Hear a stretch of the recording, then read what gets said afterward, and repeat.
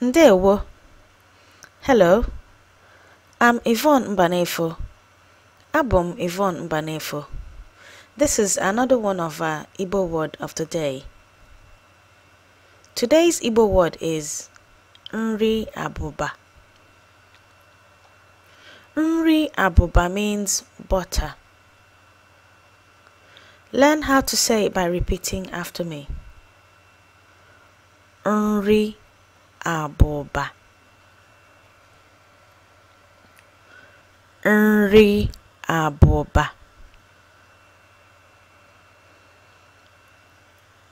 Nri Abụba. You can only learn how to say it by practicing. Now we're going to look at some examples and sentences using the word Nri Abụba.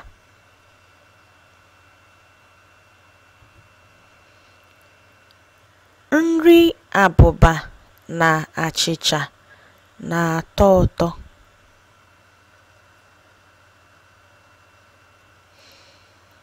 Nri Abụba na achịcha na-atọ ụtọ.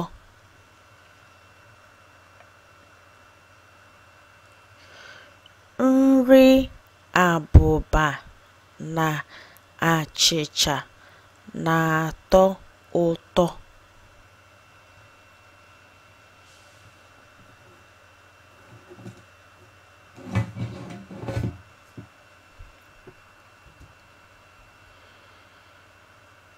Ụfọdụ na-eji nri abụba eri akịdị.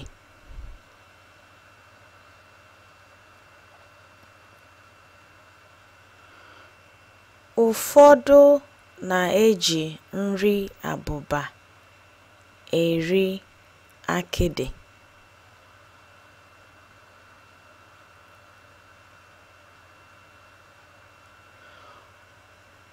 Ụfọdụ na-eji nri abụba eri akịdị.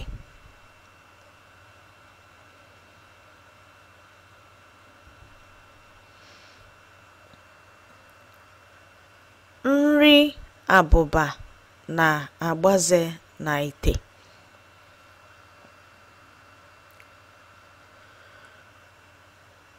Nri abụba na-agbaze n'ite.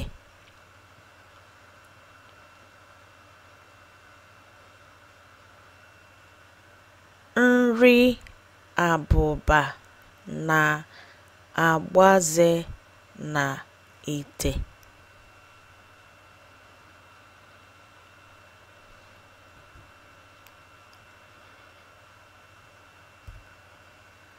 A na-eji nri abụba ata ọka.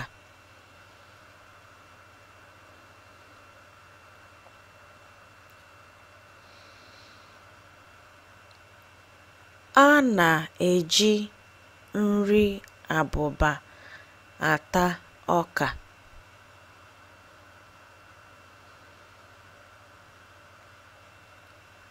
A na-eji nri abụba ata ọka.